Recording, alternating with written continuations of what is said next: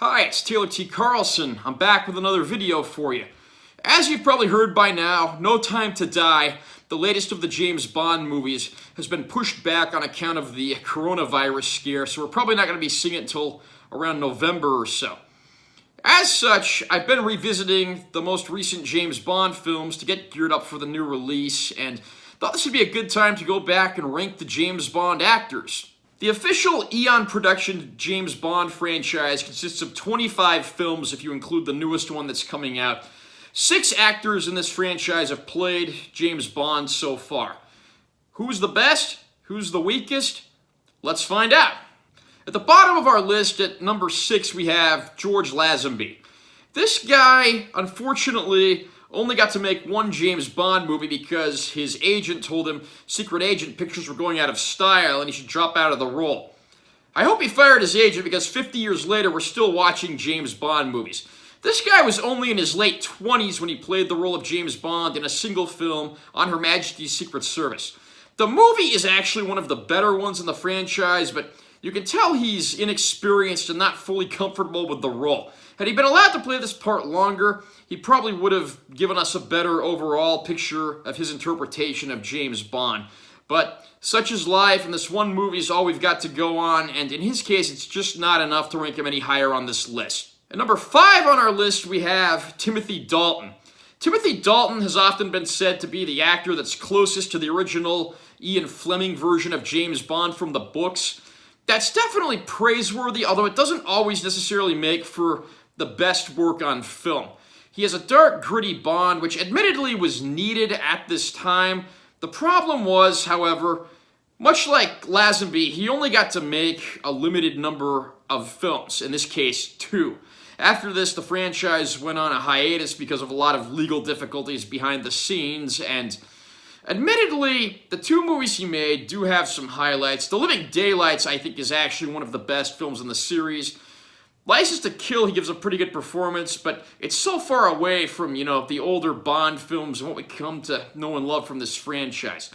Dalton is certainly no slouch, and I'm certainly not insulting him by putting him at this point. I just wish he had more films to work with. At number 4 on the list, we have Roger Moore. Roger Moore had the opposite problem as his predecessors on this list do. He actually made too many James Bond films. By the time he left the role, he was actually older than the mother of his female co-star in his last movie in the franchise, A View to a Kill.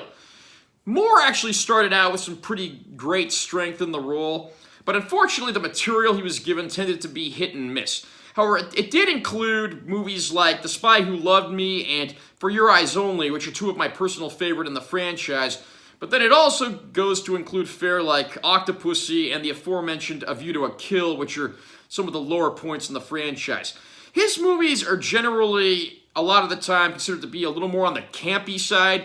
That's not entirely his fault. It also lies more with the screenwriters than it does him, but there are definitely better Bond movies and actors I have to rank higher on this list. Coming in at number 3 on this list is Pierce Brosnan. Pierce Brosnan was the first actor to play James Bond following the long hiatus the series had in the late 80s up through about the mid-90s. He gave the character the rebirth after the fall of the Cold War that this franchise so desperately needed. Unfortunately, his latter few films did descend into the camp that haunted a lot of films like way back in the Moore era, but GoldenEye, the first movie he made, was one of the strongest in the franchise and most original. Even Tomorrow Never Dies is actually a pretty competent action thriller, and the man definitely had his highlights, making the role his own while at the same time paying homage to his predecessors. At number 2 on the list, we have Daniel Craig. When this guy first came into the role, I admittedly had my doubts. The only other movie I had seen him in prior to this was the old Tomb Raider movie with Angelina Jolie. Does anybody remember that one? Either way, Daniel Craig did what no other James Bond actor, in my opinion, has been able to do.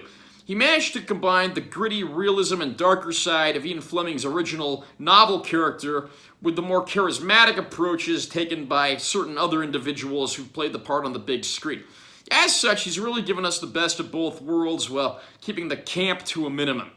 He's definitely the actor that this series needs right now, and I'm really looking forward to seeing what he does in his final turn as 007 in No Time to Die when it finally hits theaters later this year. And the best James Bond actor of all, who else would it be? Sean Connery.